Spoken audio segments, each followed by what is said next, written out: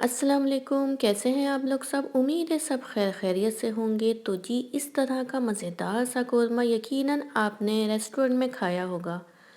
तो आप भी इस तरह का कोरमा अपने घरों में और वो भी घर के मसालों से बहुत ही आसानी के साथ बना सकते हैं। तो आप मेरी इस रेसिपी को फॉलो कीजिएगा तो आप ये देगी स्टाइल कोरमा बहुत ही आसानी के साथ अपने घरों में बना सकते हैं। और अगर आपने मेरे चैनल को सब्सक्राइब नहीं किया है तो जल्दी से मेरे चैनल को सब्सक्राइब कर लें और बेल आइकन को दबाना ना भूलिएगा। इससे आपको मेरी सारी आने वाली वीडियो सबसे पहले मिल जाएंगी। तो यहाँ पे हमने स्टार्ट कर दिया है। मैंने एक कढ़ाई में 1 कप जो है वो ऑयल डाल दिया है और उसमें मैंने 5 मीडियम साइज़ की प्याज को बारीक काट के मैंने इसके अंदर डाल दिया है। तो चिकन मैं 1 kg ले रही हूँ तो इसके हिसाब से मैंने 5 मीडियम साइज़ की प्याज ली हैं। तो अब बस इसे जो है वो अच्छा सा फ्राई करना है और जब ये गोल्डन ब्राउन हो जाएगी तो उसके बाद मैं इसे इसमें से निकाल लूँगी। उसके बाद इसके नेक्स्ट स्टेप की बारी है। तो यहाँ पे ये बहुत अच्छे से गोल्डन ब्राउन हो गई है प्याज। तो इससे ज़्यादा अब हमें इसे नहीं करना है वरना अब ये जल जाएगी। तो अब मैं इसको यहाँ से जो हूँ प्याज को निकाल लूँगी।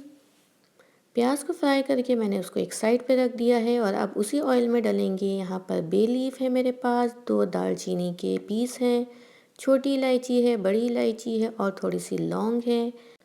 तो ये मैंने ऑयल के अंदर डाल दिए हैं और जब इसमें थोड़ी सी खुशबू आने लग जाएगी तो उसके बाद मैंने इसमें चिकन ऐड कर दी है।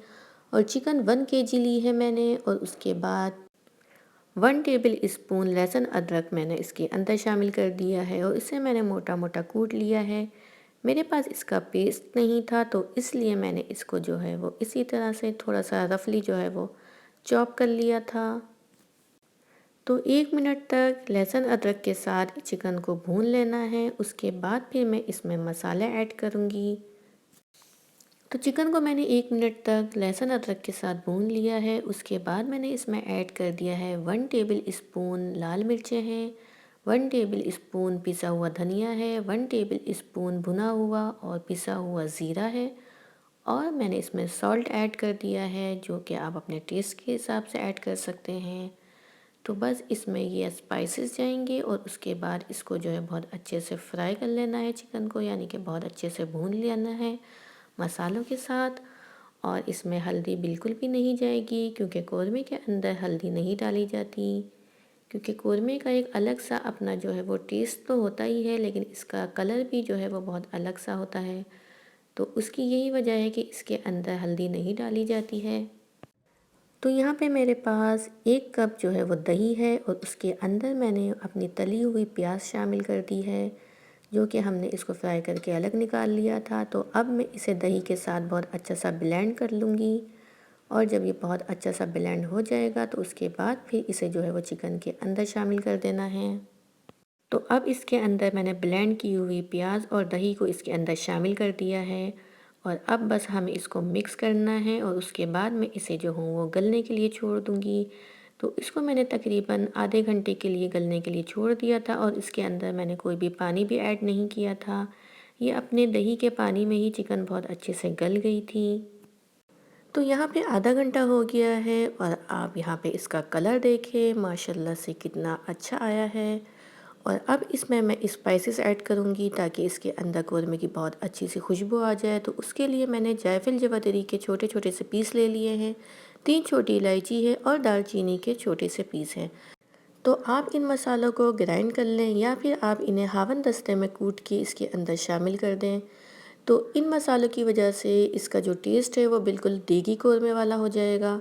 तो यहाँ पे मैंने जो हूँ वो कूट लिया था मसाले को तो वो मैंने इसके अंदर शामिल कर दिया है और अब मैं इसमें केवड़ा वाटर डाल रही हूँ, सिर्फ हाफ़ टी स्पून। तो ये मुझसे ज़्यादा निकल गया था तो मैंने बस हाफ़ टी स्पून ही डाला है और मैंने इसमें बादाम शामिल कर दिए हैं। बादाम जो है वो ऑप्शनल है, आप अगर चाहें तो आप स्किप भी कर सकते हैं।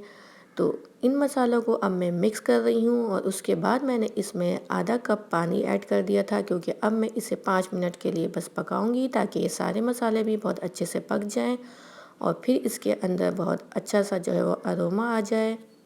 तो यहाँ पे 5 मिनट हो गए हैं और चिकन कौरमा बनके तैयार हो गया है और आप इसकी लुक देख सकते हैं, बिल्कुल ये बाज़ार वाला चिकन कौरमा बनके तैयार हुआ है।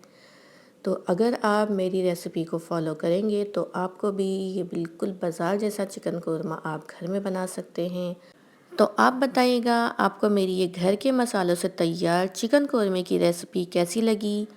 और अगर आपको मेरी रेसिपीज़ अच्छी लगती हैं तो मेरे चैनल को लाइक, शेयर एंड सब्सक्राइब करना ना भूलिएगा और मुझे दुआओं में याद रखिएगा। अल्लाह हाफ़िज़।